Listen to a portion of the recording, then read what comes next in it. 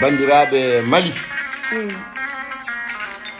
ɓe mbi so neɗɗo dañi oto guerte hay goto wawa ambuduɓe maafe baba mbi so ñiwa yaɓi faabu namtaki sino mum jam ha tew koye ɗemgal kono feeña koye mbaaji neɗɗo meeɗino sooda tanggal wedde reedu ɓenne wedde hunde ko ɓenne reedu uyo yeɗaka ɓe mbi tanggal ngal nande nder reedu ma tanggal sodiraka yo moɗi so yo mucci so ñuñi fiɗima holluma ko jikku mum on jii o debbo ñeño on jii darogal rewɓe on jii jontaɗo jonaɗo on jii mariata guise ɓe mbiya soynayi ɗe ko wutte yetto jaɓɓe ko mbaadi ɓoye yiɗede ko jikku mariata guise kono yecciru guito goni koye ma baba wi bula subaha bula kiide wat baka popta gise maɓo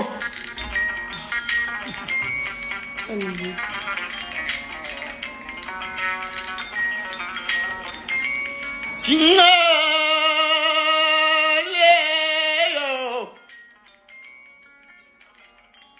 Galagay Samara Musadani Mariata Guise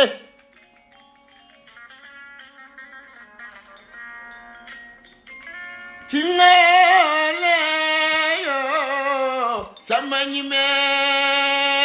Nyenyo jontado Yetuji joge Bete joge Melwana ko Mariata Guise joge malandu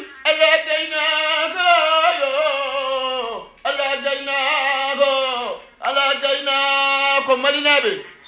jontaɗo jibinama de malinaɓe Mariata Guise kanko woni darogal Mali yalla de ya wuur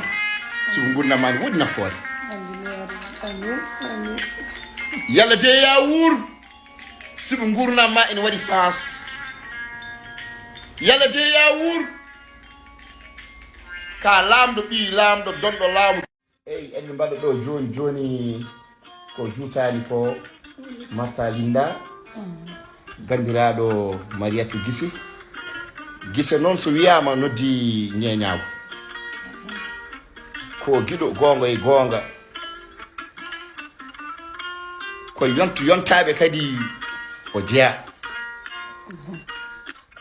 omo notoro noon to Mali to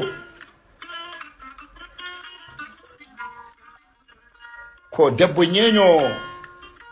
baɗɗo fayida darogal jamanu o hande omo ari noon Sénégal ɗo min nanodiri mbi mi yettomo ne wonno ko yettere ko fof ɓurani mo o wujjani yummakko garmago Mariata wujjani bammakko garmago haalat ɗo noon ko leggilo nouvelle génération maɗi gawle Seydi Guise wujalama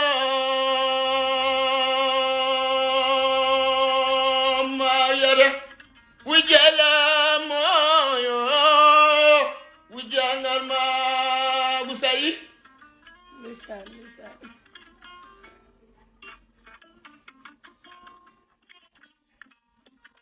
soɓe manama yo Mariata Guise to waynen yaaka saɗi to sarwere manama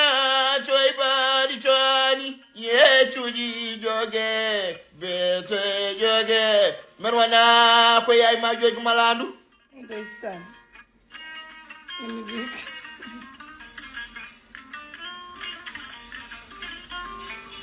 ajeldama yo Mariata Guise ajeldama yo jeldunade musa pase aɓe satigay gani ngable neɗɗo wawa haalde e ɓuure Cheikh Oumar waɗi sababu noon jonde nde ko Aïcha wani debbo toroɗo baɗɗo fayide kanko présentimi Mariata Guise ne wonno enen fof enen ndendi génération wonno hakkude Allah e nelaɗo ko yidde woni ɗon kalif ma Allah non fof mariata marhaba Allah job ka debbo ñeño soli jawe ka debbo ñeño cegɗo e cegineji ma kanŋe aɗa ŋañoro yontaɓe so tawi rewɓe ñeyɓe ko bagiji wallahi ka VIP sa ñantima ka jontaɗo